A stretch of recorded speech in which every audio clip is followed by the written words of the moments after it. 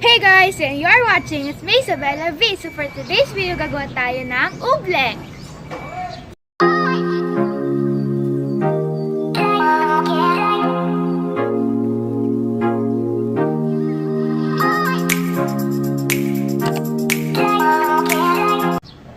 Guys, ano ba ang Oobleck? Ang Oobleck is made out of cornstarch and water. According to Google, Oobleck is a suspension or a substance that can mimic the qualities of a solid or liquid. So first, maglalagay tayo ng 1 kilo ng flour. Ayan, look. The baby. Dito ko siya ilalagay.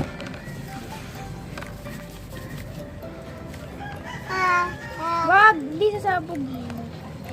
It's not a puppet. Hindi pwede. Mamaya na. So one flower. Gano'n ako.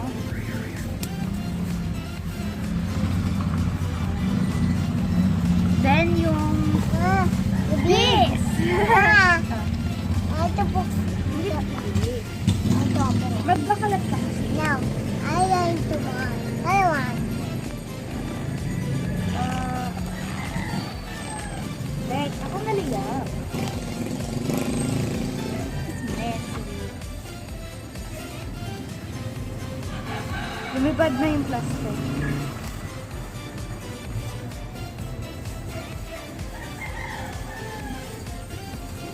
Yay! Tanggal na din. So, nalalagyan ko lang ng coloring yung water.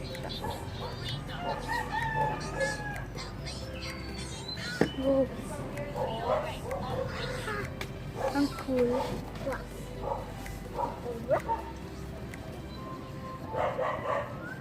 Yan na, blue na. Then, lalagay ko to sa loob. Oh.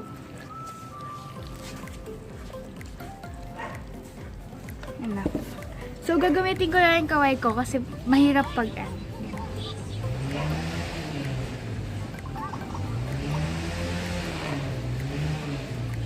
Sorry guys kung maingay kasi nasa labas kami.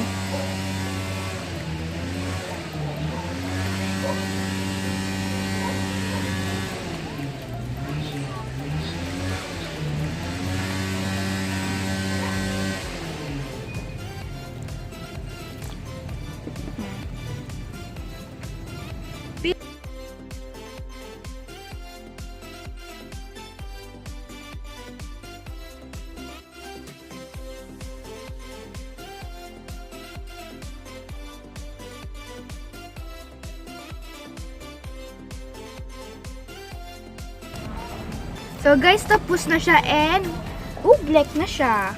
So guys, ang Oobleck, kapag pinunch mo siyang ganyan, matigas. Pero pag malambot lang, malambot na siya. Para siyang, solid ba siya o liquid? Parehas siya eh. Ano, sobrang tigas. Tapos pero pag slowly lang, malambot. Tapos guys, kapag kinuha mo siya, yan, ginawa mo siyang ball.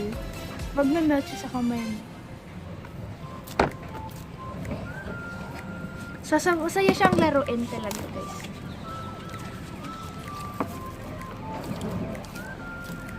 Tapos kapag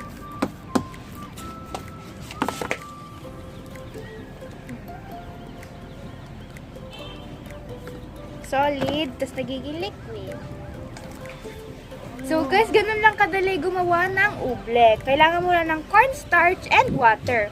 And guys, ang cornstarch and water, cornstarch and flour, magkaiba sila. Ang cornstarch, makakagawa siya ng Oobleck na ganito. Pero ang flour and water, makagawa siya ng slime. Ayan na, look. Pero pag slowly, malambot. Tapos natatanggal lang siya. Tapos pag maghuhugas lang kayo ng kamay guys, magme-melt na siya dun sa water. So yun lang guys, that's the end of the video. And sana guys nag-enjoy kayo. Kasi, nakakaano siya, ang sarap niyang hawakan. See you in my next vlog. Bye!